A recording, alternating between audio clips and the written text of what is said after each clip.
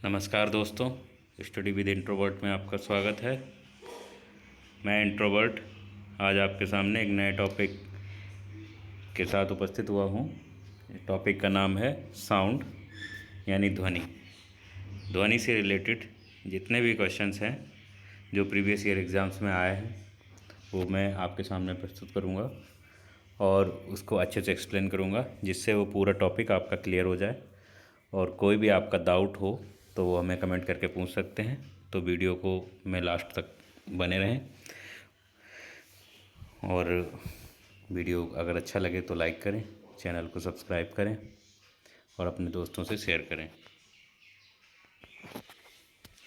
Topic नाम है ध्वनि यानी साउंड।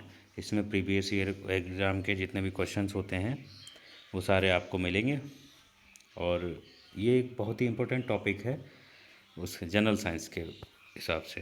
ठीक है, क्वेश्चंस के हिसाब से आपका समझते हैं कि साउंड कहते किसको हैं। साउंड का अर्थ है आवाज़। ये एक वह तरंग होती है जो किसी ध्वनि जो किसी वस्तु के कंपन करने से उत्पन्न होती है और हमारे कानों तक पहुंचती है, जिससे हम सुनने की क्रिया का अनुभव करते हैं। ध्वनि की कुछ प्रमुख विशेषताएं होती हैं, जैसे आवृत्ति, तीव्रता और गूंज। आवृत्ति यानी फ्रीक्वेंसी, तीव्रता यानी इंटेंसिटी और गूंज यानी रिजोनेंस।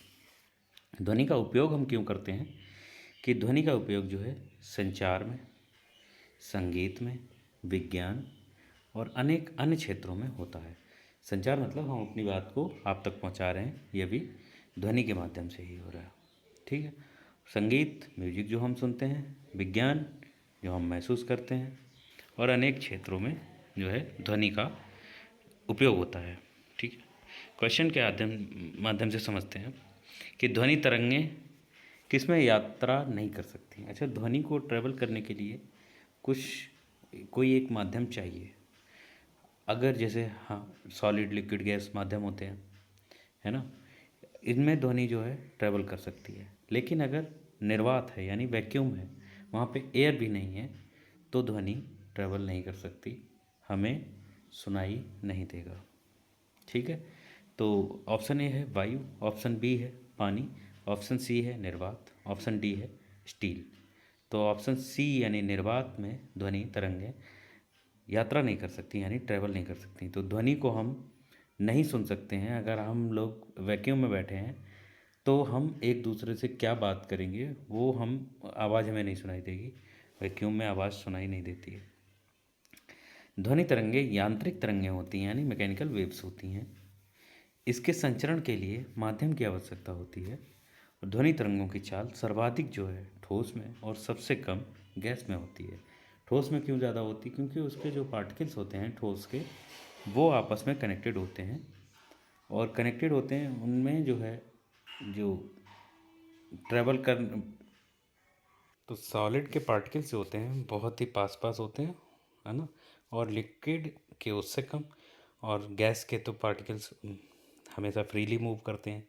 तो उसमें जो है सबसे जो ध्वनि की चाल है वो एयर में सबसे कम होगी। ठीक है, नेक्स्ट क्वेश्चन, निम्नलिखित में से कौन सा असत्य है?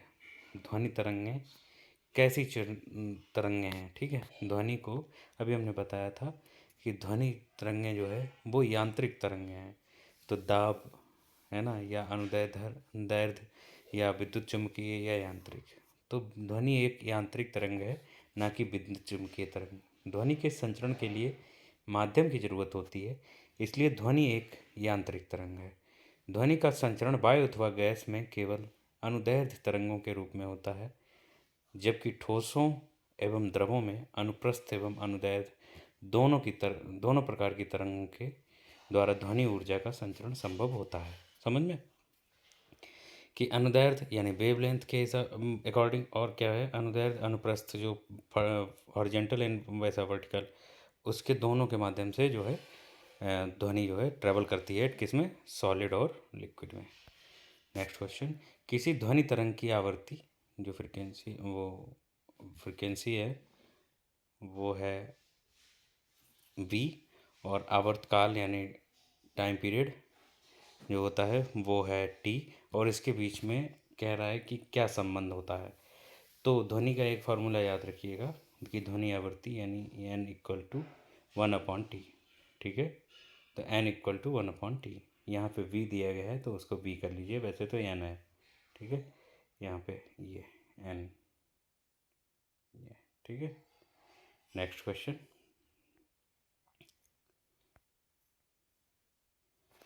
निम्नलिखित में से कौन सा ध्वनि तरंग की विशेषता नहीं है। ठीक है, ध्वनि तरंग की व्यवस्था कौन सी नहीं है। तो ऑप्शन ए आयाम, ऑप्शन बी समय अवधि और आवृत्ति, ऑप्शन सी गति, ऑप्शन डी घनत्व। ऑप्शन डी देखो, सब ध्वनि एक उस वैसी होती है कि मतलब एक वेव वेव फॉर्म में चलती है। ठीक है, तो उसमें आयाम भी होगा, समय अवधि और आवृत्ति भी होगी, गति भी होगी। ठीक है, घनत्व तो नहीं होगा। घनत्व तो क्या होता है कि mass per unit volume is called as density. ठीक है, वायु में ध्वनि तरंगें अनुदैर्ध्य यांत्रिक तरंगें होती हैं। इन तरंगों के प्रमुख अवयवों जिसमें आयाम, समय अवधि, आवर्तकाल, ध्वनि की गति प्रमुख होती है। ध्वनि तरंगों में घनत्व तो नहीं होता है। ठीक है, वायु में ध्वनि तरंगों की गति लगभग 332 मीटर पर सेकेंड होती है। ठीक है, नेक्स्ट क्वेश्चन, किस भौतिक वैज्ञानिक के सम्मान में ध्वनि की आवृत्ति के एसआई मात्रक को नाम दिया गया। अच्छा, ध्वनि का जो है हर्ट्ज एसआई मात्रक होता है, तो वो किस जो है साइंटिस्ट ने दिया है, उसका साइंटिस्ट का नाम बताना है। तो Werner, option A Werner Karl Heisenberg, option B Heinrich Rudolf Hertz, option C Albert Einstein, option D J C Maxwell. तो ऑप्शन बी है रूडोल्फ हर्ट्ज। जर्मनी के एक भौतिक विज्ञानी थे। इन्होंने 1886 और 1888 के बीच विद्युत चुम्बकीय तरंगों की खोज के साथ रेडियो, टेलीविजन और रडार विकास का रास्ता खोला। उनके मरणोपरांत इलेक्ट्रोमैग्नेटिक के क्षेत्र में अनुसंधान एवं उनके योगदान के लिए अंतर्राष्ट्रीय इलेक्ट्रो टेक्निकल कमीशन द्वारा 1930 में उनके सम्मान में ध्वनि की आवृत्ति का एसआई मात्रक जो है हर्ट्ज नाम दिया गया 1930 में। ठीक है, और उनके सम्मान में दिया गया था। इन्होंने मैग्नेटिक जो वो थी वेव्स थी, चुंबकीय तरंगें, उनकी विद्युत चुंबकीय तरंगें, उनकी खोज करी थी। ठीक है, नेक्स्ट क्वेश्चन, निम्न में से कौन सा माध्यम में माध्यम के घनत्व में किसी ध्वनि तरंग के एक संपूर्ण दोलन में लगने वाला समय, संपूर्ण दोलन मतलब एक पूरा जो ऑसिलेशन है वो कंप्लीट हो जाता है। ठीक है, तो उसको उसमें लगने वाला समय जो है किस में सबसे ज़्यादा होगा, कौन से माध्यम में होगा। ठीक है, निम्नलिखित में से कौन सा के घनत्व में किसी ध्वनि की तरंग के एक संपूर्ण दोलन में लगने वाला समय, समय क्या कहलाता है। अच्छा, जो समय लगता है एक दोलन, संपूर्ण दोलन कंप्लीट करने में, एक ऑसिलेशन कंप्लीट करने में कितना समय लगता है, उसको क्या कहते हैं, उसको कहते हैं आवर्तकाल, टाइम पीरियड। ठीक है, आवृत्ति होती है एक जो दोलन कंप्लीट किया जाता है वो, और वो जिस उसमें लगा कंप्लीट करने में लगा समय को आवर्तकाल कहेंगे। ठीक है, option A is correct answer, आवर्तकाल। नेक्स्ट क्वेश्चन, ध्वनि किसमें संचरण कर सकती है, वो कह रहा है कि कौन से मीडियम में संचरण कर सकती है। ऑप्शन ए सभी विकल्प, ऑप्शन बी केवल गैस, ऑप्शन सी केवल पदार्थ, ऑप्शन डी जो है केवल ठोस पदार्थ, ऑप्शन सॉलिड लिक्विड गैस किसी में भी ट्रेवल कर सकती है। यानी option A is correct answer कि सभी विकल्पों में ध्वनि जो जो है यात्रा कर सकती है, संचरण कर सकती है। नेक्स्ट क्वेश्चन, ध्वनि के संचरण के लिए आवश्यक माध्यम अवस्था में होना चाहिए। कौन सी अवस्था में आज ध्वनि के संचरण के लिए माध्यम का होना आवश्यक है। तो वो कह रहा है कि ऑप्शन ए ठोस, ऑप्शन बी गैस, ऑप्शन सी द्रव, या ऑप्शन डी इनमें से सभी। ऑप्शन डी इज करेक्ट, इनमें से सभी जो जो पदार्थ की अवस्था है वो किसी भी माध्यम में हो ध्वनि समय संचरण करती है, यानी ट्रेवल करती है। ठीक है, आरआरबी जेई का क्वेश्चन है ये 19। इतने सारे क्वेश्चंस जो हम बता रहे हैं, देखिए हर क्वेश्चन में 4 ऑप्शन है, चारों ऑप्शन से रिलेटेड हम बताते हैं। तो इस अकॉर्डिंग आपके जो है 4 क्वेश्चन कंप्लीट हो रहे हैं। ठीक है, हर ऑप्शन को हम समझा रहे हैं ब्रीफ में। ठीक है, इससे क्या है आपके एक क्वेश्चन भी क्लियर हो रहा है, और आपके 4 ऑप्शन में जो पूछ रहा है उसके बारे में आपको क्लियर हो रहा है कि अगर बाई चांस कोई क्वेश्चन आपका ऑप्शन से आ जाए तो भी हम आपको बता देंगे कि ऐसे ये लैंग्वेज तो चेंज हो सकती है लेकिन ऑप्शन आंसर ये होगा। ठीक है, तो वीडियो अभी तक आपको कैसा लगा? अगर अच्छा लग रहा हो तो वीडियो को लाइक करें और चैनल में सब्सक्राइब करें और वीडियो को अंत तक देखें। आपको बहुत ही नॉलेजेबल जो फैक्ट्स हैं वो मिलेंगे ध्वनि के बारे में। ठीक है, नेक्स्ट क्वेश्चन, ध्वनि किसके कारण उत्पन्न होती है? देखो, ध्वनि जो है उत्पन्न होती है वो किसके कारण होती है? अभी हमने सबसे पहले जब हमने पढ़ा था, टॉपिक का स्टार्ट करा था, तो सबसे पहले बताया था कि ध्वनि जो है वो ऑब्जेक्ट के जब हम करते हैं तो उसमें कंपन उत्पन्न होता है, तभी ध्वनि उत्पन्न होती है। ध्वनि एक ऊर्जा होती है। ठीक है, ऑप्शन ए है अपवर्तन, ऑप्शन बी कंपन, ऑप्शन सी प्रतिबिंब, ऑप्शन डी घूर्णन। तो ऑप्शन बी इज करेक्ट, यानी कंपन। ध्वनि जो है कंपन के कारण उत्पन्न होती है। ध्वनि ऊर्जा का एक रूप है जो कंपन या विक्षोभ के कारण पैदा होता है तथा श्रवण इंद्रियों तक पहुंचकर सुनाई देती है। ठीक है, ध्वनि के संचरण के लिए माध्यम का होना अति आवश्यक है। निर्वात में ध्वनि का संचरण नहीं होता है। ध्वनि तरंगें मुख्यतः 3 प्रकार की होती हैं, एक श्रव्य तरंगे, एक पराश्रव्य और एक अपश्रव्य। ठीक है, अब इनके बारे में भी हम समझेंगे आगे क्वेश्चन में। ठीक है, निम्नलिखित में से कि निम्नलिखित की भिन्नता के कारण संपीड़न और विरलीकरण उत्पन्न होते हैं। देखो, संपीड़न क्या होता है? संकुचन यानी कंप्रेक्शन, वो कंप्रेशन, और विरलीकरण होता है क्या? डिस्पर्सन। ठीक है, तो ऑप्शन ए है किरण का अपवर्तन यानी रिफ्रैक्शन, ऑप्शन बी है तापमान में अंतर, ऑप्शन सी हवा का दबाव, ऑप्शन डी चुंबकीय अंतर। भिन्नता का कारण बता पूछ रहा है कि निम्नलिखित की भिन्नता के कारण संपीड़न और विरलीकरण उत्पन्न होते हैं। किस में भिन्नता होती है कि संपीड़न और विरलीकरण उत्पन्न होते हैं? तो हवा का दबाव, ऑप्शन सी इज करेक्ट। हवा के दबाव के कारण जो है कंप्रेशन और विरलीकरण उत्पन्न होते हैं। किसमें? ध्वनि में। ध्वनि जो है कंप्रेस्ड हो जाती है और ध्वनि जो है थोड़ी स्लो स्लो स्लो स्लो सुनाई पड़ती है, तो वो हवा का दबाव होता है। जब किसी ध्वनि स्रोत से वायु में ध्वनि उत्पन्न की जाती है तो यह ध्वनि वायु में तेजी से गति करती है। जब वायु में संपीड़न तथा विरलीकरण की एक श्रेणी बन जाती है तो यह संपीड़न तथा विरल ध्वनि तरंग बनाते हैं जो माध्यम वायु से होकर संचरित होती है। ठीक है, संपीड़न उच्च दाब का एक क्षेत्र होता है, यानी जब जब प्रेशर ज़्यादा होगा तो क्या होगा कि संपीड़न होगा, यानी साउंड वेव्स जो हैं वो कंप्रेस्ड हो जाएंगी।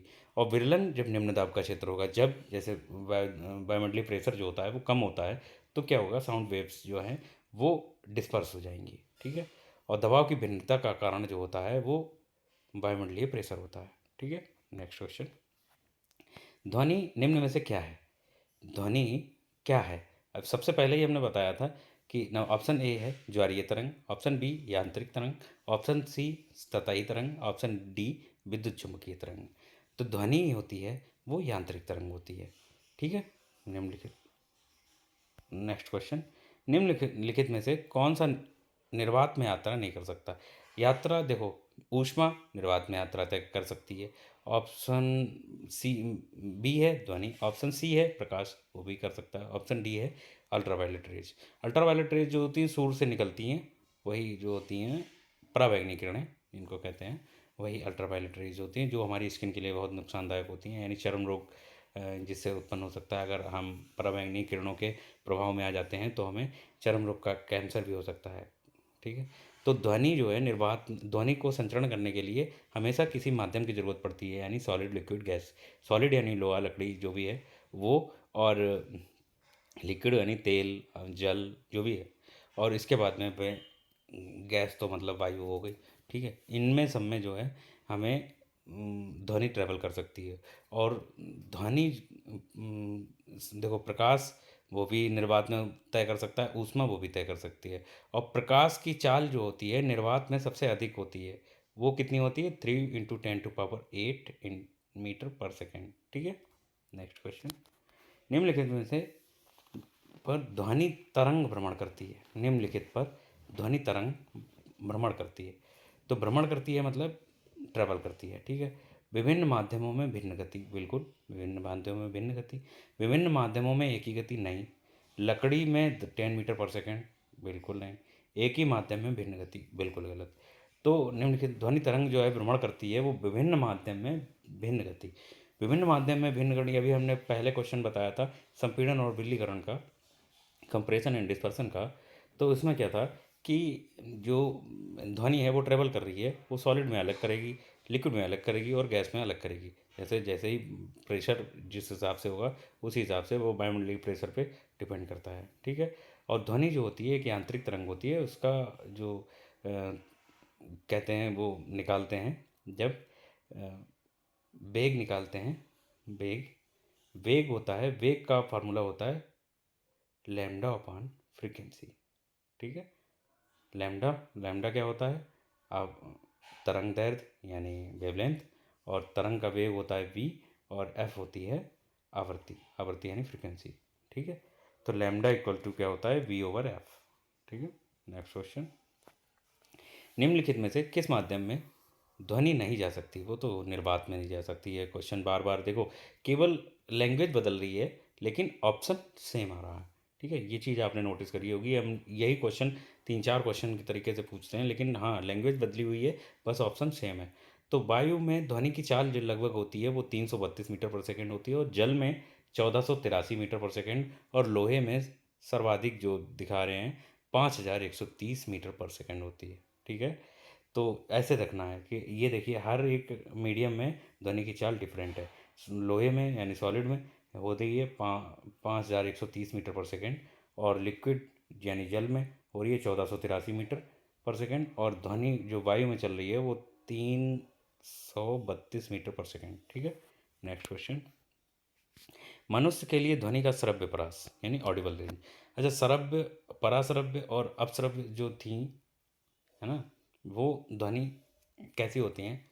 जो देखो जो हम सुन सकते हैं ऑडिबल होती हैं वो होती हैं श्रव्य, और जो पराश्रव्य होती हैं वो होती है प्रतिध्वनि। प्रतिध्वनि क्या होता है कि एक जब हम बोल रहे हैं और कोई दीवार है हमारी सामने, जैसे लगभग 20 मीटर 25 फीट पे दूरी पे कोई दीवार है, और हम बोल रहे हैं, बोला हमने तो हमें क्या होगी, हमारी आवाज़ हमें रिपीट सुनाई पड़ेगी। जैसे हमने बोला हेलो, तो हेलो वहाँ पे एक रिपीट में आवाज़ सुनाई पड़ेगी, वो कहलाती है पराश्रव्य। और अपश्रव्य जो ध्वनि होती है वो हमें सुनाई नहीं पड़ती, ठीक है, हम नहीं सुन सकते, वो जानवर सुन सकते हैं, पक्षी सुन सकते हैं, उन्हें कहते हैं अपश्रव्य। तो हमने तीनों टाइप जो हैं श्रव्य ध्वनि के वो हमने बता दिए कि श्रव्य, पराश्रव्य और अपश्रव्य, ठीक है। तो इसमें कह रहा है मनुष्य के लिए ध्वनि का श्रव्य परास। अब इसमें क्या होता है कि एक रेंज दी जाती है, जो ऑडिबल रेंज होती है उसको कहते हैं परास, ठीक है। इतने से इतनी रेंज तक हम सुन सकते हैं, ठीक है। तो अब हम सुन सकते हैं कितनी, 20 से 20,000 हर्ट्ज, यानी ऑप्शन डी इज़ करेक्ट कि मनुष्य जो है 20 हर्ट्ज से लेकर 20,000 हर्ट्ज तक सुन सकता है ना। और क्या होती हैं कि प्रति सेकंड उत्सर्जित होने वाले ध्वनि कंपनों की संख्या को ध्वनि की आवृत्ति कहते हैं, जिसे हर्ट्ज में मापा जाता है। 20 हर्ट्ज से कम आवृत्ति की ध्वनि को हम कहते हैं अपश्रव्य।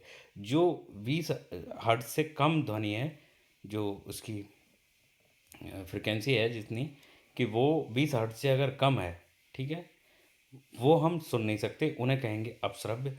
और 20,000 हर्ट्ज से अधिक आवृत्ति की ध्वनि को हम कहते हैं पराश्रव्य, ठीक है, पराश्रव्य। नेक्स्ट, कि निम्नलिखित में से कौन सा ग्रीक अक्षर तरंग दैर्ध्य को वो करता है, निरूपित करता है, यानी दर्शाता है, उसको दर्शाता है लैम्डा। और लैम्डा जो होता है, लैम्डा क्या है, ऑप्शन सी है करेक्ट आंसर। और तरंग दैर्ध्य जो है वो है, किस में नापते हैं, उसका एसआई मात्रक जो होता है वो मीटर होता है, यानी वेवलेंथ। लैम्डा को वेवलेंथ से डिनोट करते हैं, ठीक है। नेक्स्ट क्वेश्चन, वेवलेंथ को लैम्डा से डिनोट करते हैं, सॉरी, ठीक है। मनुष्य बहुत ऊंची ध्वनि सहन नहीं कर सकता, वह उच्चतम ध्वनि स्तर क्या है जो मनुष्य सहन नहीं कर सकता? देखो, एक ध्वनि होती है जो मनुष्य सह नहीं पाता है, और कान के पर्दे उसके मनुष्य के फट जाते हैं, वो ध्वनि कितनी होनी चाहिए? 80 डीबी, है ना, उसको जो है डीबी डेसिबल में हम लोग नापते हैं, ठीक है। ध्वनि की जो तीव्रता है, मतलब जो स्तर है, वो डीबी में नापते हैं, ठीक है। और ये 80 डीबी से ज़्यादा नहीं होनी चाहिए, 80 डीबी तक हमारी जो है रेंज वो सही है। और इसके बाद में अगर हम सुनेंगे तो हमारी कान की पर्दा फट जाएगी और हम सुन नहीं पाएंगे। तो ऑप्शन ए है 100 डीबी, ऑप्शन बी है 80 dB, option C 40 dB, option D जो है 115 यानी 115 डीबी, ठीक है। तो option B is correct. WHO मतलब विश्व स्वास्थ्य संगठन यानी वर्ल्ड हेल्थ ऑर्गेनाइजेशन के अनुसार 45 डीबी ध्वनि मनुष्य के लिए सर्वोत्तम होती है। मनुष्य जो है 45 डीबी ध्वनि मनुष्य के लिए सर्वोत्तम होती है, ठीक है। इससे ज़्यादा नहीं होना चाहिए, वो नुकसान करेगी। और WHO ने 75 डीबी से ऊपर की ध्वनि मानव स्वास्थ्य के लिए हानिकारक माना है, ठीक है। मानव स्वास्थ्य के लिए जो 75 डीबी है उससे ज़्यादा अगर पहुंच रहे हैं तो मानव स्वास्थ्य के लिए हानिकारक है। और 85 डीबी से ऊपर अधिक ध्वनि मनुष्य को बहरा बना सकती है। 150 डीबी की ध्वनि मनुष्य को पागल बना सकती है। अगर आप जो है 150 डीबी की तीव्रता की ध्वनि आप सुनेंगे तो आप पागल हो जाएंगे, ठीक है। ये WHO ने लिख के दिया है, प्रमाणित है ये। नेक्स्ट क्वेश्चन, श्रवणीय रेंज के नीचे आवृत्तियों की संख्या ध्वनि तरंगों को क्या कहा जाता है? जैसे जो हम सुन सकते हैं, मतलब 20 हर्ट्ज से 20,000 हर्ट्ज तक हम सुन सकते हैं, और उसके जो नीचे की रेंज होती है उसको कौन सी ध्वनि कहेंगे, है ना, उनको कहेंगे। कौन सी जो रेंज होती है वो उन तरंगे क्या कहलाती हैं? तो वो कहलाती हैं इंफ्रासोनिक, ठीक है। Option A is ultrasonic, option B is ultrasound, option C is supersonic, option D is infrasonic. 20 hertz से 20,000 हर्ट्ज के बीच वाली आवृत्ति जो होती हैं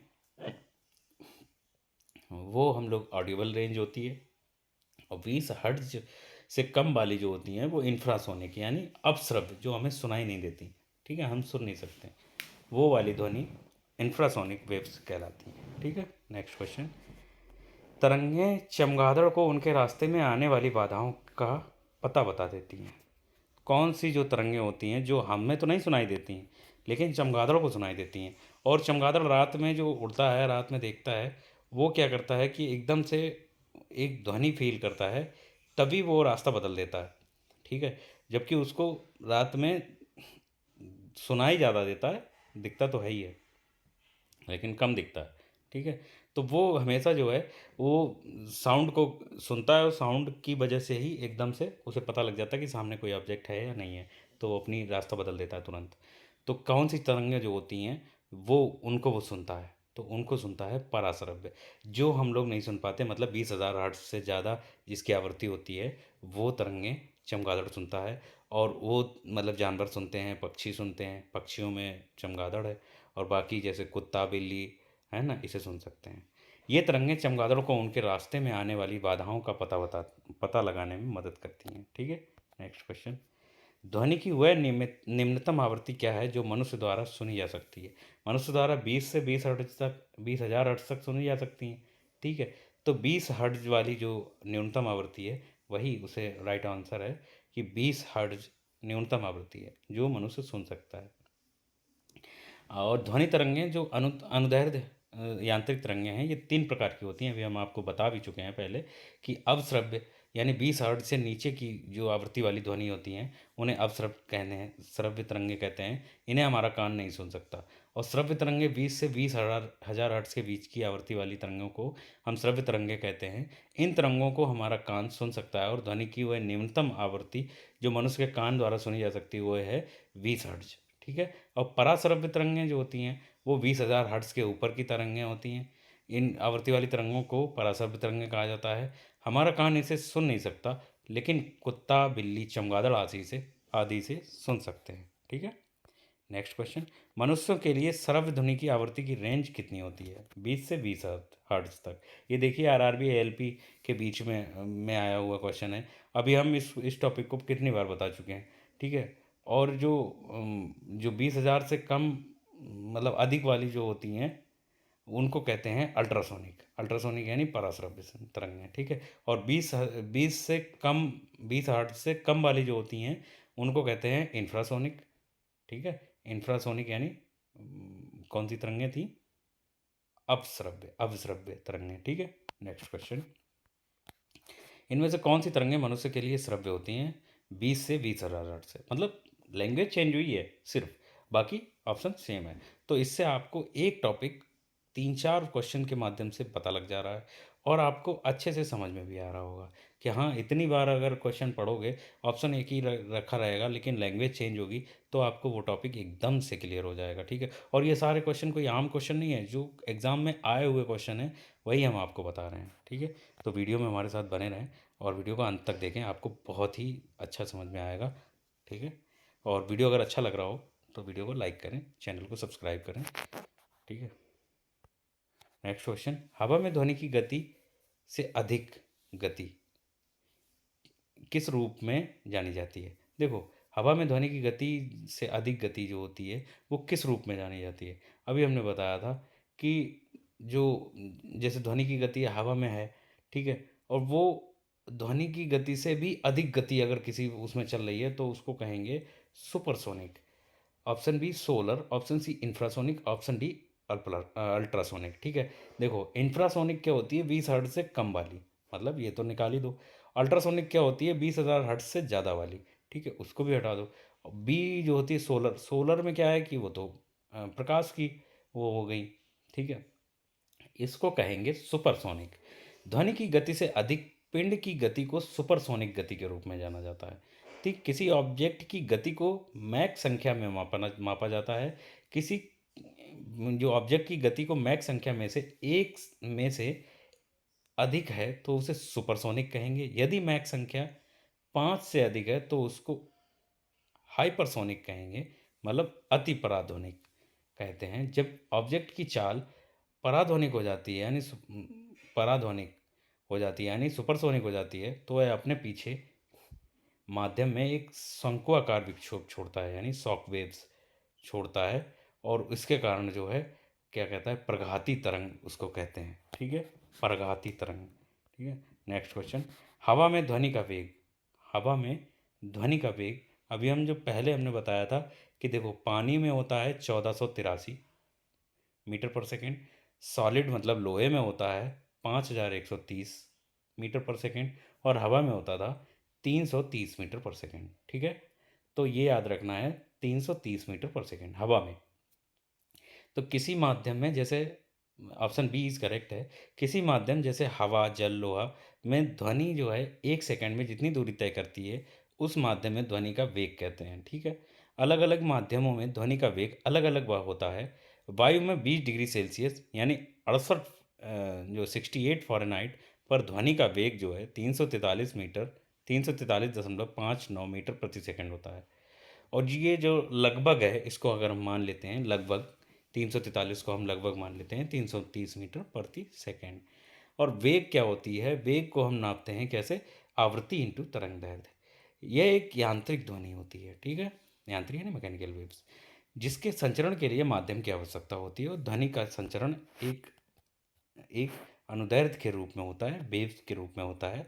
अलग अलग माध्यम में ध्वनि का वेग अलग अलग होता है। ठीक है, एक ध्वनि तरंग में जैसे एक न्यूमेरिकल दिया गया है, तो न्यूमेरिकल क्या है कि एक ध्वनि तरंग में 3.5 किलोहर्ट्ज़ की आवृत्ति है, मतलब फ्रीक्वेंसी कितनी दी गई है? 3.5 की। और इसका तरंग दैर्ध्य दिया गया है 0.1 मीटर, और इसे 700 मीटर की दूरी तय करने में कितना समय लग रहा है? ठीक है, तो एन दिया गया है 3.5 के हर्ट्ज। ठीक है, और एन दिया गया है कितना? एन, अगर उसको किलो हर्ट्ज में दिया गया तो उसको हर्ट्ज में नापना है, तो हर्ट्ज में मतलब 10 का मल्टीप्लाई, मतलब 100 का मल्टीप्लाई हो जाएगा, तो 3500 100। ठीक है, और किलो हर्ट्ज है तो 3500 मतलब 1000 का मल्टीप्लाई करेंगे। ठीक है, और लैम्डा जो है, लैम्डा यानी वेवलेंथ दी गई है कितनी? 0.1 मीटर। वी का हमें जो वेग निकालना होता है, वी वेग, मतलब कितना होता है कि वो वी का फार्मूला दिया गया है एन लेमडा। ठीक है, एन मल्टीप्लाइड बाई वेवलेंथ। ठीक है, फ्रीक्वेंसी इंटू वेवलेंथ। तो इसको निकालेंगे, तीन वी इक्वल टू आ गई है 350। अब हमें टोटल निकालना है कितना? समय। और समय का फार्मूला हमेशा क्या होता है कि time equal to distance per unit speed.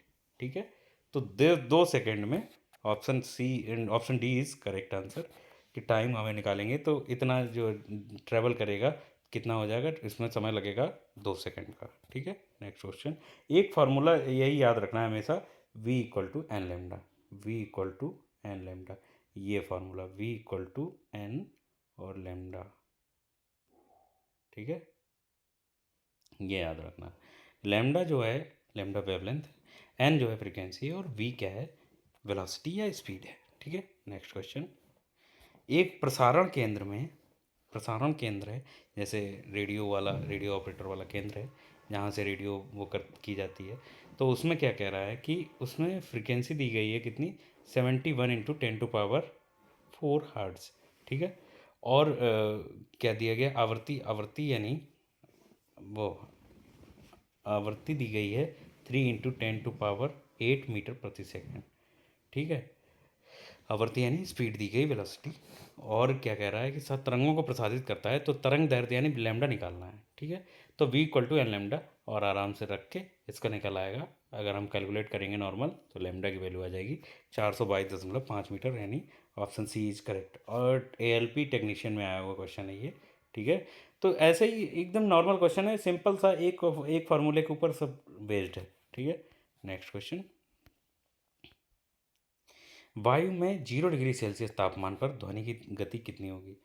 0 degree Celsius तापमान पे दे रहा है, तो उसमें दिया गया था कि कितना होगा, 332, मतलब यही 330 332 रहती है, तो 0 डिग्री सेल्सियस पे 332 मीटर प्रति सेकेंड निकालना है। और नमकीन जल में जो है स्पीड है कितनी, 0 डिग्री सेल्सियस पर 1533 मीटर पर सेकेंड, और आसुत जल में 1493 मीटर पर सेकेंड।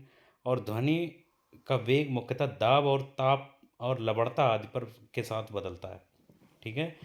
ठोस में ध्वनि की चाल सबसे ज़्यादा होती है, इस्पात इस्पात में सबसे ज़्यादा होती है, जो होता है 5148 मीटर प्रति सेकेंड, ठीक है। नेक्स्ट क्वेश्चन, निम्नलिखित में से कौन सा कथन सत्य है।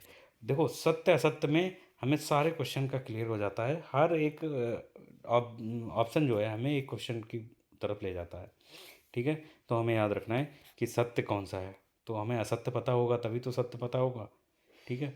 तो ऑप्शन ए, सर्दियों की तुलना में गर्मियों में कम, क्या ध्वनि का वेग जो होता है सर्दियों की तुलना में गर्मियों में कम, ठीक है। ऑप्शन बी है सर्दी और गर्मियों में एक समान। ऑप्शन सी है मौसम पर निर्भर नहीं। ऑप्शन डी है सर्दियों की तुलना में गर्मियों में अधिक, ठीक है।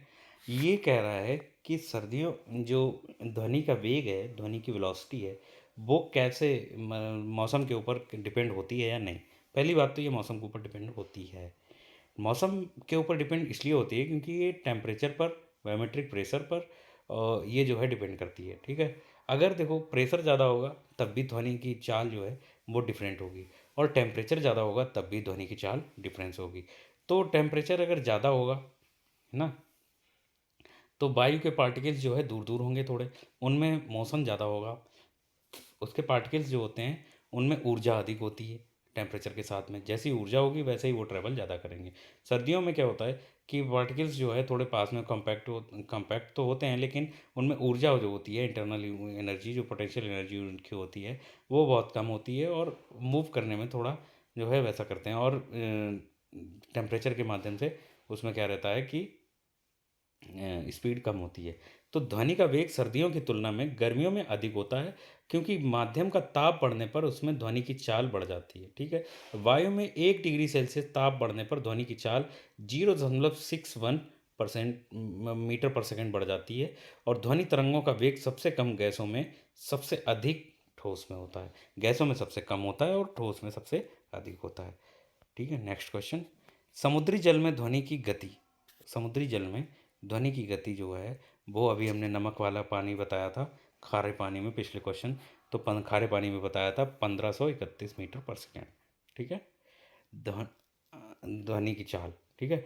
और ये ऑप्शन हैं, ऑप्शन ए है 1948, ऑप्शन बी है 1351, ऑप्शन सी है 1531, ऑप्शन डी है 1498। तो ऑप्शन सी इज करेक्ट। गैसों के सापेक्ष द्रवों में प्रत्यस्थता अधिक होती है, समझ रहे। तो ठोसों में सबसे अधिक चाल होती है, और यही कारण है कि ध्वनि द्रवों में ध्वनि की चाल जो है होती तो है, लेकिन लोहे ठोस से कम होती है। दो लोहे में ध्वनि की चाल जो होती है 5130 मीटर पर सेकेंड, समुद्री जल में 1531 मीटर प्रति सेकेंड, और वायु में ध्वनि की चाल 332 मीटर प्रति सेकेंड होती है। शुद्ध जल में ध्वनि की चाल जो होती है, जल जो मतलब आसुत जल होता है, उसमें होती है 1498 मीटर प्रति सेकेंड, ठीक है। नेक्स्ट क्वेश्चन, 25 डिग्री सेल्सियस पर विभिन्न माध्यमों में ध्वनि की चाल के बारे में बताइए, ठीक है। 25 डिग्री सेल्सियस पर, तो इसमें बता रहा है कि कौन सा कथन सत्य है और कौन सा नहीं। तो इसमें कह रहा है जल, जो समुद्री जल है उसमें ध्वनि की चाल 1531 मीटर प्रति सेकंड होती है, बिल्कुल होती है, अभी हमने प्रीवियस क्वेश्चन में पढ़ा। ठीक है। और हवा में ध्वनि की चाल 346 होती है। नहीं, हवा में ध्वनि की चाल 343 मीटर प्रति सेकंड होती है। ठीक है। और वो कह रहा है कि 25 डिग्री सेल्सियस पर तो ध्वनि की चाल जो है, हवा में ध्वनि की चाल जो है 343 मीटर प्रति सेकंड होगी। ठीक है। तो ऑप्शन सी इज करेक्ट, केवल ए जो ऑप्शन है, कथन है, वो सही है। ठीक है, कि ध्वनि की समुद्री जल में जो चाल है वो 1531 मीटर प्रति सेकंड होगी। ठीक है। नेक्स्ट क्वेश्चन, जब किसी वस्तु की चाल ध्वनि की चाल से अधिक हो जाती है तो इसे चाल पर यात्रा करना कैसा कहा जाता है? तो जब कोई, अभी बताया था पहले, एक क्वेश्चन आ चुका है इसका, जो हम बता चुके हैं इसके बारे में, तो उसमें कहेंगे पराध्वनिक। ठीक है, पराध्वनिक उसको कहते हैं। तो जब कह रहे हैं कि जब कोई पिंड ऑब्जेक्ट की ध्वनि की चाल 1 मैक से भी अधिक चाल से गति करता है तो उसे पराध्वनिक कहते हैं। ठीक है।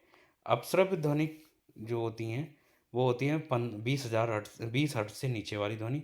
और पराश्रव्य जो होती हैं वो 20,000 हर्ट्ज से ऊपर की आवृत्ति वाली ध्वनि तरंगों को पराश्रव्य ध्वनि कहते हैं। ठीक है। नेक्स्ट क्वेश्चन, इनमें से किसमें जो है 25 डिग्री सेल्सियस पर ध्वनि का वेग जो है वो अधिकतम होगा? अधिकतम किसमें होता है, अभी हमने बताया था। ऑप्शन किसमें था कि जो 25 डिग्री सेल्सियस पे वो होगा एल्युमिनियम में। कि शुष्क वायु में, यानी शुष्क वायु जब होती है वो 25 डिग्री सेल्सियस जो वायुमंडलीय टेम्परेचर होता है, एटमॉस्फेरिक टेम्परेचर जो होता है वो होता है 25 डिग्री सेल्सियस। जहाँ पे शुष्क वायु हो जाती है, एकदम नॉर्मल टेम्परेचर जिसे माना जाता है, वो होता है 25 डिग्री सेल्सियस। तो ऑप्शन ए है पीतल, ऑप्शन बी है इस्पात, option C aluminium, option D लोहा। तो शुष्क वायु में यानी 25 डिग्री सेल्सियस पर ध्वनि का वेग जो होता है वायु में वो होगा 343 मीटर प्रति सेकंड। और एल्यूमिनियम में 0 डिग्री सेल्सियस ध्वनि का वेग जो अधिकतम होता है वो कितना होगा? 6420 मीटर प्रति सेकंड। ठीक है। सबसे ज़्यादा किस में होगा? एल्यूमिनियम में, यानी 6420 मीटर प्रति सेकंड, 6420। ठीक है। नेक्स्ट क्वेश्चन, यदि तापमान बढ़ता है तो ध्वनि की गति जो है वो कैसी हो जाती है? घटती है। किसमें? किसमें? है ना, ये डिपेंड करता है मैटर पे, सॉलिड, लिक्विड और गैस। ठीक है। तो ध्वनि एक यांत्रिक तरंग है, यानी मैकेनिकल वेव है। तो इसके संचरण के लिए माध्यम की आवश्यकता होती है। निर्वात में ध्वनि का संचरण नहीं होता है। अलग अलग माध्यमों में ध्वनि का वेग अलग अलग होता है। तापमान, आर्द्रता आर्द्रता और प्रभाव ध्वनि की गति पर पड़ता है। तापमान का ध्वनि के वेग से सीधा संबंध होता है, इसलिए तापमान जो होता है, तापमान ध्वनि के वेग से कैसे संपर्क होता है? V = 1/T। टी होता है टेम्परेचर। ठीक है। और वी होती है स्पीड। अगर टेम्परेचर बढ़ेगा तो वी घटेगी और वेलोसिटी घटेगी, और वेलोसिटी बढ़ेगी तो टेम्परेचर घटेगा। ठीक है। नेक्स्ट क्वेश्चन, ठोस से गैसीय माध्यम में जाते समय ध्वनि की चाल कैसी होती है? ध्वनि की चाल कैसी होती है? ठीक है, इसके बारे में बताना है। कि ऑप्शन ए है परिवर्तित नहीं होती, ऑप्शन बी है बढ़ती है, ऑप्शन सी परिवर्तित होती रहती है, ऑप्शन डी जो है घटती है। तो ध्वनि जो होती है वो सॉलिड में ज़्यादा तेज माध्यम से गति करती है, और लिक्विड में उससे कम, और सबसे कम होती है गैस में। तो जब ठोस से गैसीय मीडियम में जाएंगे तो ध्वनि की मात्रा जो स्पीड है वो कम हो जाएगी, यानी घटती हो। ठीक है। नेक्स्ट क्वेश्चन, ध्वनि तरंग की आवृत्ति जो है, एक आवृत्ति दी गई है, फ्रिक्वेंसी, वो 50 हर्ट्ज है, और इसकी वेवलेंथ दी गई 4 मीटर है, और ध्वनि की चाल निकालनी है, V = n λ निकालना है, तो वो हो जाएगा कितना? 200 मीटर प्रति सेकंड। ठीक है। नेक्स्ट क्वेश्चन, ध्वनि तरंग की कौन सी विशेषता नहीं है? विशेषता नहीं है उसमें, देखो उसमें क्या क्या होता है। तरंग की विशेषता नहीं है, तो तरंग में देखो आयाम होता है, वेग होता है, आवृत्ति होती है। V = n λ हमेशा याद रखना है ना। V = n λ तो उसमें क्या रहेगा, क्या नहीं रहेगा? सिर्फ हर्ट्ज यानी फ्रिक्वेंसी नहीं रहेगी, वो आवृत्ति होगी, वेग होगा और तरंग दैर्ध्य होगा। लेकिन हर्ट्ज जो है, हर्ट्ज हर्ट्ज क्या है? ध्वनि का वो, हाँ, फ्रिक्वेंसी का SI मात्रक है। ठीक है, वो अलग चीज़ है, और बाकी सब जो है इसमें रहेंगे। ठीक है, आयाम रहेगा, वेग रहेगा, आवृत्ति रहेगी। ठीक है। नेक्स्ट क्वेश्चन, किसी एकल यानी यूनिट फ्रीक्वेंसी की आवाज़ को क्या कहा जाता है? यूनिट फ्रीक्वेंसी की आवाज़ को कहता है option A note, option C B is pitch, option C tone, यानी ऑप्शन डी इज हर्ट्ज। तो कहते हैं कि यूनिट फ्रीक्वेंसी को कहेंगे टोन, स्वर यानी टोन। तो जब कोई आवृत्तियों को मिश्रित किया जाता है तब एक आवृत्ति उत्पन्न होती है, उसे नोट कहा जाता है। ठीक है, उदाहरण, एक संगीत नोट में विभिन्न आवृत्तियों के भिन्न भिन्न पिच की आवाज़ें होती हैं, है ना। और आयाम जो होते हैं जोर, लाउडनेस की टोन होती हैं। तो जब पर यूनिट क्या होती फ्रिक्वेंसी होती है उसे कहते हैं हम टोन। ठीक है, नेक्स्ट क्वेश्चन, प्रति सेकंड इकाई से गुजरने वाली ध्वनि ऊर्जा की मात्रा को क्या कहा जाता है? ध्वनि ऊर्जा की मात्रा को जो प्रति सेकंड गुजरती है, तो प्रति सेकंड जो फ्रिक्वेंसी होती है उसको कहेंगे तीव्रता। ठीक है, तीव्रता कहा जाता है। ठीक है, नेक्स्ट क्वेश्चन, एक एकल या आवृत्ति द्वारा ध्वनि को कहा जाता है? एकल आवृत्ति यानी यूनिट फ्रिक्वेंसी, यूनिट फ्रिक्वेंसी को अभी हम पिछला क्वेश्चन बता चुके हैं, क्या बता चुके हैं, उसको टोन कहा जाता है, टोन। ठीक है, एक दोलन में कण द्वारा दो क्रमागत शीर्षों अथवा गर्तों के मध्य तक तय की गई दूरी को तरंग दैर्ध्य कहा जाता है। देखो वेवलेंथ इसमें कहा बताया गया है कि क्या है वेवलेंथ, ये वेवलेंथ है, ये वाली, ये, ठीक है, ये, और ये जो होती है वो ध्वनि ऐसे ट्रेवल करती है, तो ये वाली जितनी रहेगी वो वेवलेंथ होगी, ये वेवलेंथ होगी। ठीक है, तरंग के किसी कण द्वारा इसकी मध्यमान स्थिति से एक तरफ अधिकतम विस्थापन को आयाम कहते हैं। ठीक है, एक तरफ जो है, एक तरफ का अधिकतम विस्थापन जो है वो आयाम कहलाता है। ठीक है, नेक्स्ट क्वेश्चन,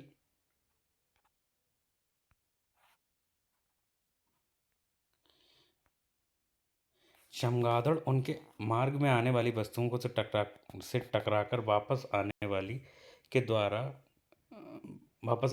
ध्वनि के द्वारा मार्ग की बाधाओं का पता लगाते हैं। कौन सी जो तरंगें जो होती हैं वो वस्तुओं से टकराकर वापस आती हैं, जैसे चमगादड़ रात में उड़ते हैं तो उनको देखते हैं कि वो वस्तु से टकराकर कोई तरंगें जो होती हैं, जैसे हम हमारी बॉडी से या दीवार से टकरा कर जो उसको वापस आती हैं उनको क्या बोलते हैं? जो तरंगें उन्हें पता लग जाती हैं कि यहाँ पे कोई ऑब्जेक्ट है या दीवार है या आदमी है या पान पत्ता है, कुछ भी है, उन तरंगों को क्या कहते हैं?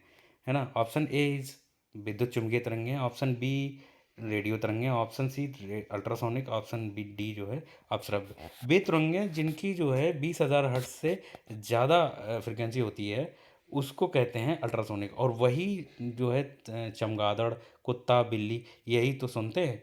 ठीक है, उनको कौन सी वेव होती हैं वो होती हैं अल्ट्रासोनिक यानी पराश्रव्य ध्वनि। ठीक है, नेक्स्ट क्वेश्चन, रिक्त स्थान में सबसे उपयुक्त विकल्प भरें कि ध्वनि की पिच किस पर निर्भर करती है?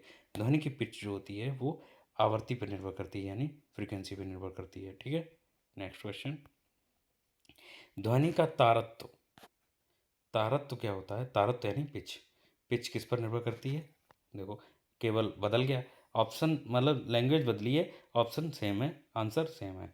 तो ध्वनि की तीव्रता ऑप्शन बी है आयाम, ऑप्शन सी है आवृत्ति, ऑप्शन डी है लय।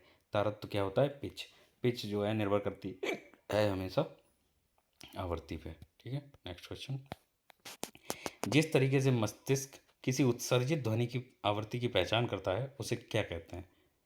उसे कहते हैं पिच।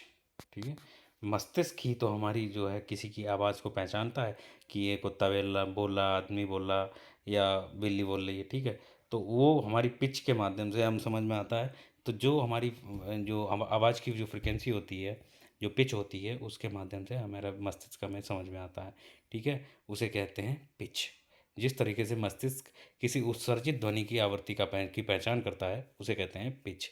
और तीव्र ध्वनि का तारत्व अधिक होता है और मंद ध्वनि की पिच जो होती है वो कम होती है। ठीक है, नेक्स्ट क्वेश्चन, ध्वनि हवा के माध्यम में चलती है और हमारे कानों तक पहुंचकर हमें प्रदान करती है क्या?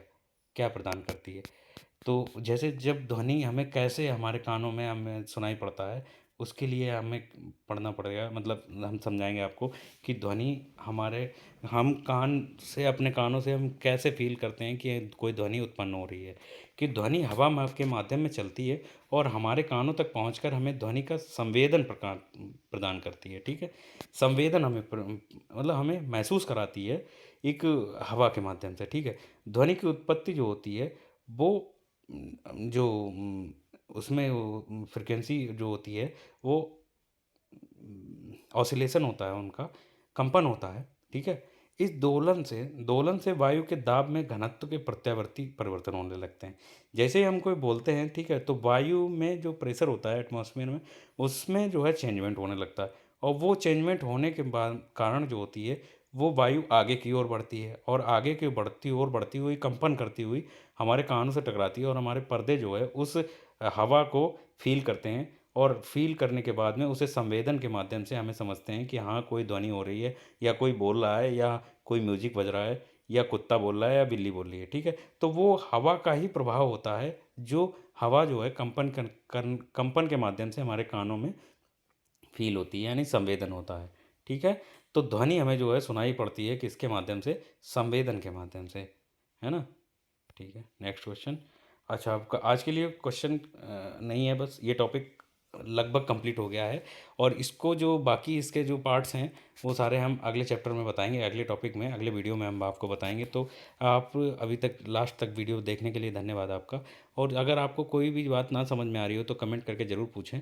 और अभी जो ये जितने सारे क्वेश्चंस हैं वो सारे प्रीवियस ईयर एग्जाम्स में आए हुए हैं और आशा करते हैं आपको वीडियो अच्छा लगा होगा। अगर वीडियो अच्छा लगा तो वीडियो को लाइक करें, चैनल को सब्सक्राइब करें और अपने दोस्तों के साथ शेयर करें। ठीक है, चैनल में बने रहने के लिए धन्यवाद। स्टडी विद इंट्रोवर्ट, मैं इंट्रोवर्ट आपका धन्यवाद करता हूँ।